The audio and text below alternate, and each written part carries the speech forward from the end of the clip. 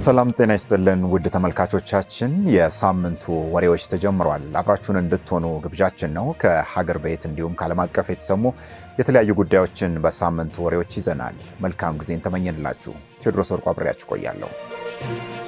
ከፖለቲካ ጫና ወጥታችሁ እውነተኛ ፍትህ የምታሰፍኑት መቼ ነው የሚል ጥያቄ ለፍትህ ሚኒስቴር ከፓርላማ አባል ቀረበለት። ሰዎች በማንነታቸውና በፖለቲካ አቋማቸው ምክንያት ታስረዋል፣ ለከፍተኛ የሰብአዊ ጉዳትም ተዳርገዋል ሲሉ የምክር ቤት አባል በፓርላማው ጥያቄ ያቀረቡት በዚሁ በያዝነው ሳምንት ነው። የፍትህ ሚኒስቴርም የሰውና የሰነድ ማስረጃ ማቅረብ አልቻለም ብለዋል። የፍትህ ሚኒስቴር በማንነቱም ሆነ በፖለቲካ አቋሙ ምክንያት የታሰረም ሆነ የሚታሰር ሰው የለም የሚል ምላሽን ሰጥቷል። አንድ ሰው የፖለቲካ ግቡን ለማሳካት በህገ ወጥ መንገድ የሚንቀሳቀስ ከሆነ ግን ፖለቲከኛም ሆነ የመንግስት ሰራተኛ አሊያም የመንግስት ኃላፊ በህግ መጠየቁ አይቀርም ብለዋል። የፍትህ ሚኒስቴር በፓርላማ መደበኛ ስብሰባ ላይ ቀርቦ ከምክር ቤት አባላት ለተነሱለት ጥያቄዎች ማብራሪያን አቅርቧል።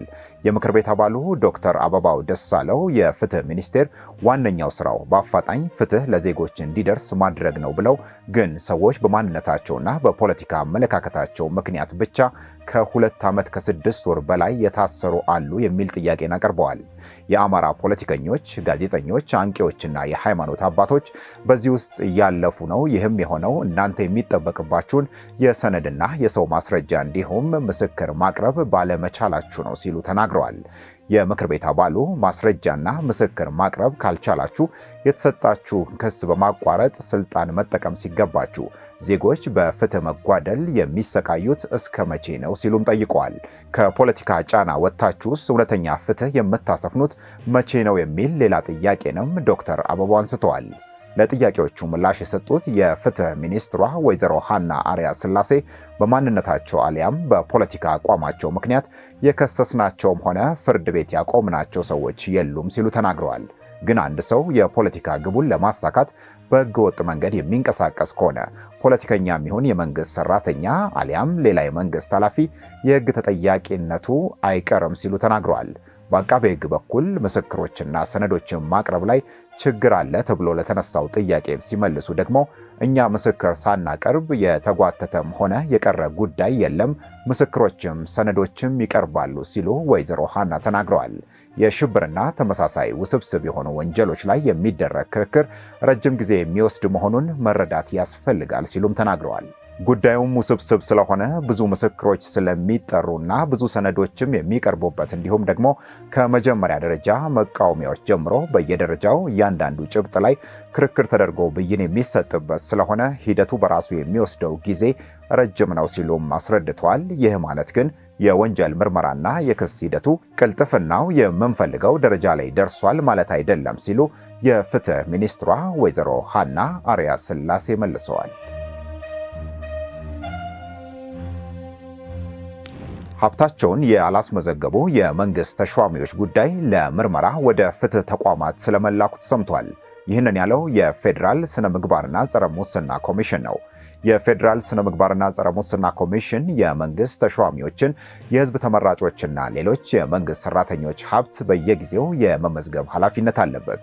የተመዘገበውን ሀብት ትክክለኛነት የማጣራት ስራን እንደሚሰራም በኮሚሽኑ የሙስና መከላከል ጥናት መሪ ስራ አስፈጻሚ የሆኑት አቶ ገዛኸኝ ጋሻው ይናገራሉ። ተቋሙ ባደረገው የማጣራት ስራ ማስመዝገብ ያለባቸውን ሀብት ያላስመዘገቡ እንዲሁም ሳያስመዘግቡ የቀሩ የመንግስት ተሿሚዎች መኖራቸው ተረጋግጧል ተብሏል።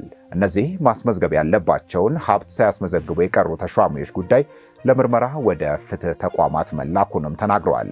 የሀብት ምዝገባው ሙስናን አስቀድሞ የመከላከል ስራ አንዱ አካል ነው የሚሉት አቶ ገዛኸኝ ሌሎች የቅድመ ሙስና መከላከል ተግባራትም እንዳሉ ተናግረዋል። ተቋሙ የቅድመ ሙስና መከላከል ጥናቶችን እንደሚያደርግም አንስተዋል። በዚህ ስራ ደግሞ በሀገር አቀፍ ደረጃ 49.8 ሚሊዮን ካሬ ሜትር መሬት ከምዝበራ ማዳን ችለናል ሲሉም ተናግረዋል።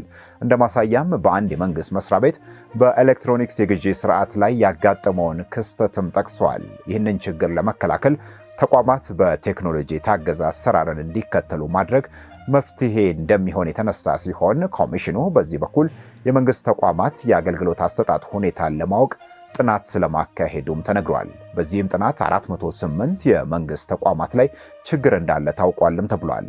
ኢትዮጵያ በሙስና በጎርጎሮሳውያኑ አቆጣጠር 2024 ከ137 ሀገሮች 99ኛ ደረጃን ይዛ እንደምትገኝ የትራንስፓረንሲ ኢንተርናሽናል መረጃን ጠቅሶ የፌዴራል ስነ ምግባርና ጸረ ሙስና ኮሚሽን ተናግሯል። ከዚህ ቀደም ከዓመታት በፊት የፌዴራል ስነ ምግባርና ጸረ ሙስና ኮሚሽን የሚመዘገበው የመንግስት ተሿሚዎች የሀብት ደረጃ ሁሉም ዜጋ ሊያየው እንዲችል ተደርጎ ይፋ ይሆናል ብሎ እንደነበር ይታወሳል። ይህ ከተነገረ ዓመታት ቢያልፉም የተባለው ግን ተግባራዊ መሆን አልቻለም። ኢትዮ ቴሌኮም ለደንበኞች በሚሰጠው አገልግሎት ላይ የታሪፍ ጭማሪ ማድረጉ የተሰማው በዚሁ በያዝነው ሳምንት ነው። ኩባንያው በተለያዩ አገልግሎቶች ላይ ያደረገው አማካይ የዋጋ ጭማሪ የ23 በመቶ እንደሆነም ተናግሯል። ኩባንያው ካሉኝ የጥቅል አገልግሎቶች በ38ቱ ላይ ምንም አይነት የዋጋ ጭማሪ አላደረኩም ሲልም ተናግሯል። ኢትዮ ቴሌኮም ይህንን የታሪፍ አገልግሎት ጭማሪ ያደረኩት ተለዋዋጭ የማክሮ ኢኮኖሚ የካፒታልና የስራ ማስኬጃ ወጪዎች እየጨመሩ ስለመጡ ነው ብሏል። የአገልግሎት ጥራትን ለማስጠበቅ የቴሌኮም የማስፋፊያ ስራንም አስተማማኝ በሆነ መንገድ ማሳደግ እንዲችል የታሪፍ ጭማሪ ማድረግ አስፈልጎኛል ነው ያለው። በዚህም መሰረት የዋጋ ማሻሻያ የተደረገባቸው አገልግሎቶች አማካይ ጭማሪያቸው 23 በመቶ ገደማ መሆኑ ተነግሯል። በቴሌብር ጥቅል ሲገዙ የነበረው የ10 በመቶ ቅናሽ ግን ወደ 20 በመቶ ከፍ እንዲል መደረጉም ተነግሯል። ዝቅተኛ ገቢ ያላቸው የህብረተሰብ ክፍሎች የሚጠቀሙባቸው የ1 ብር፣ የ2 ብር፣ የ5 ብር እና የ1 ሰዓት ጥቅሎች ባሉበት እንዲቀጥሉ መወሰኑን ኩባንያው ይፋ አድርጓል። በኢትዮጵያ ሁለተኛው የቴሌኮም አገልግሎት ሰጪ ሆኖ ከዓመታት በፊት ወደ ገበያው የገባው ሳፋሪኮም ኢትዮጵያም በቅርቡ በአገልግሎቶቹ ላይ የታሪፍ ጭማሪ ማድረጉ መሰማቱም የሚታወስ ነው። ሳፋሪኮም ኢትዮጵያ ታህሳስ 14 ቀን 2018 ዓ.ም በማህበራዊ ትስስር ገጹ ይፋ ባደረገው መረጃ የዳታ ጥቅል ላይ ጭማሪ ማድረጌን እወቁት ብሏል። ልክ እንደ ኢትዮ ቴሌኮም ሁሉ ሳፋሪኮም ኢትዮጵያም ዝርዝር ጭማሪውን የተመለከተ መረጃን ባያወጣም ከ50 በመቶ እስከ 82 በመቶ የዋጋ ጭማሪ ማድረጉ ግን ተነግሯል። በቴሌኮም አገልግሎት ታሪፍ ላይ የዋጋ ጭማሪ እንደሚደረግ ባለፉት ጊዜያት በስፋት ሲነገር መቆየቱ ይታወቃል። ቤት ሰርተን እናስረክባለን በሚል ወደ 1.5 ቢሊዮን ብር ከህዝብ የሰበሰቡ አጭበርባሪዎች በክስ ሂደት ላይ መሆናቸው ተነግሯል። በክስ ሂደቱም የህዝብን ገንዘብ ማጭበርበራቸውና ወንጀለኛ መሆናቸው ተረጋግጧል ተብሏል። የፍትህ ሚኒስትሯ ወይዘሮ ሀና ሪያ ስላሴ በህዝብ እንደራሴዎች ምክር ቤት ተገኝተው ማብራሪያን ሲያቀርቡ ከዚሁ ከቤት ግንባታ ጋር በተገናኘ የሚፈጸሙ ማጭበርበሮችን የተመለከተ ሀሳብን አንስተዋል። በኢትዮጵያ ካለው ከፍተኛ የቤት ጥያቄ አኳያ ቤት ገንብተን እናስረክባለን የሚሉት ብዙ መሆናቸውን አብራርተዋል። ቤት ገንብተው የሚያስረክቡ የመኖራቸውን ያክል ገንዘብ ከህዝብ ሰብስበው የሚሰወሩም ብዙ ናቸው ብለዋል። ይህ ማጭበርበርና ማታለል በወንጀል ክልከላ ያለበት ነው ብለው ባለፉት ዓመታት ከህዝብ ከፍተኛ ገንዘብ ሰብስበው የሚሰወሩና የገቡትን ቃል ከዳር ሳያደርሱ የሚጠፉ አካላትን በህግ ተጠያቂ ለማድረግ ብዙ ስራ ተሰርቷል ብለዋል። ባለፈው ዓመት ከነበሩ የምርመራ መዝገቦች ውስጥ ቤት ገንብተን እናስረክባለን በሚል ከህዝቡ ወደ 1.5 ቢሊዮን ብር በመሰብሰብ ያጭበረበሩ ሰዎች ጉዳይ በህግ መያዙን አንስተዋል። እነዚህ ሰዎችም በመለየት ጉዳያቸው በክስ ሂደት ላይ መሆኑን ያነሱት ሚኒስትሯ ወንጀላቸውም ተረጋግጠዋል ብለዋል። ሌሎችም በተመሳሳይ መንገድ በማጭበርበር ስራ ውስጥ እንዳይሰማሩ ለማድረግ የሚያስችል የሚያስተምር ቅጣት እንዲወሰንባቸው ይደረጋልም ሲሉ ተናግረዋል። ግን ከችግሩ ስፋት አንጻር በወንጀል ህግ የሚደረገው ጥረት ብቻውን ያለውን ስጋት መፍታት አይችልም ያሉት ሚኒስትሯ በሪል ስቴትም ሆነ በሌሎችም ዘርፎች ያሉ ተቆጣጣሪ ተቋማት አቅማቸው ማደግ አለበት ብለዋል። በእነዚህ አጭበርባሪዎች ገንዘባቸውን የሚያጡ ሰዎች የሚደርስባቸው ጉዳት የስነ ልቦና ጭምር እንደሆነም አንስተዋል። በሳይበር የተደገፈና ሌላውም የማታለል ወንጀል የብዙ ሀገሮች ችግር መሆኑን አንስተው ምሳሌ ብለው ሲንጋፖር በቅርቡ ከማታለል ወንጀል ጋር የተገናኘ አዳዲስ የቅጣት ድንጋጌዎችን ለማውጣት መገደዷን አንስተዋል። በኢትዮጵያ ቤት ገንብተን እናስረክባለን በሚል ድርጅቶች ተታለን ገንዘባችንን ማጣን የሚል ቅሬታ በየጊዜው ተደጋግሞ የሚሰማ ነው። ይህም በቤት ገንቢዎችና በቤት ፈላጊዎች መካከል ያለው መተማመን በጥርጣሬ የተሞላ እንዲሆን አድርጎታል። ተመልካቾቻችን ከውጭ የተሰሙ አንድ ሁለት መረጃዎችን ደግሞ እነግራችኋለን። የሶማሌላንድ አስተዳደር በግዛቱ የእስራኤል የጦር ሰፈር እንዲገነባ ተስማምቷል መባሉን ሐሰት ነው አለ። እስራኤል ባለፈው ሳምንት አርብ ለሶማሌላንድ የነፃ ሀገርነት እውቅና ሰጥታለች። የእስራኤል እርምጃ በሶማሊያና በምስራቅ አፍሪካዊቱ ሀገር አጋሮች ዘንድ ውግዘትን አስከትሏል። የሶማሊያው ፕሬዝዳንት ሐሰን ሼክ መሐመድ ሶማሌላንድ ከእስራኤል እውቅና ለማግኘት የጦር ሰፈር እንድትገነባ መፍቀዷን ተናግረዋል። ይህም በደህንነት መረጃዎች የተደረሰበት ነው ማለታቸውን አልጀዚራ ጽፏል። ሐሰን ሼክ መሐመድ በተጨማሪም በእስራኤል ከጋዛ ሰርጥ የሚነቀሉ ፍልስጤማውያን በሶማሌላንድ ለማስፈር ስምምነት ተደርሷልም ብለዋል። የሶማሌላንድ አስተዳደር ግን ይሄ በፍጹም ሐሰት ነው ማለት ተሰምቷል።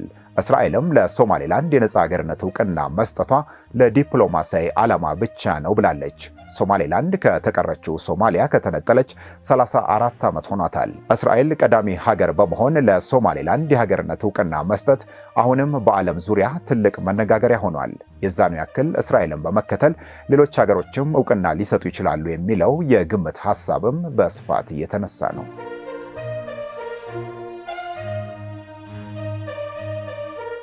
በመጨረሻም ወደ ኢራን መረጃ እናልፋለን። በኢራን የተቀሰቀሰው ህዝባዊ ተቃውሞ ያስከተለው ግጭት የሰዎችን ህይወት መንጠቅ ጀመረ ተባለ። በሀገሪቱ ከልክ በላይ የሆነው የኑሮ ውድነት ካለፈው እሁድ አንስቶ በሀገሪቱ የተለያዩ ክፍሎችና ከተሞች ህዝባዊ ተቃውሞ ማስከተሉን ገልፍ ኒውስ ጽፏል። የተቃውሞ ሰልፉ ግጭት ጭምር እያስከተለ ነው ተብሏል። በሀገሪቱ ምዕራባዊ ክፍል በሰልፈኞችና በጸጥታ ኃይሎች መካከል በተፈጠረ ግጭት 2 ሰልፈኞችና 1 የጸጥታ ባልደረባ መገደላቸው ተሰምቷል። የተቃውሞ ሰልፉ ኃይል ጭምር የተቀላቀለበት ነው ተብሏል። ኢራን በኒውክሌር መርሃ ግብሯ የተነሳ ዳግም ለዓለም አቀፍ ምጣኔ ሀብታዊ ማዕቀብ ተዳርጋለች። ከዚያም በፊት በአሜሪካ የተናጠል ማዕቀብ ስትደቆስም ቆይታለች። ይሄ ሁሉ ጫና አሁን በሀገሪቱ የኑሮ ውድነቱ ከልክ በላይ እንዲሆን ማድረጉ ይነገራል።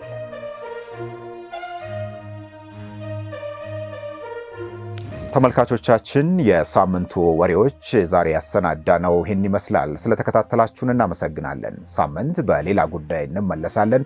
አብራችሁን ስለሆናችሁ እናመሰግናለን። በሸገር የተለያዩ የዲጂታል አማራጮች ልታገኙን ትችላላችሁ። ቤተሰብ እንድትሆኑ ግብዣችን ነው።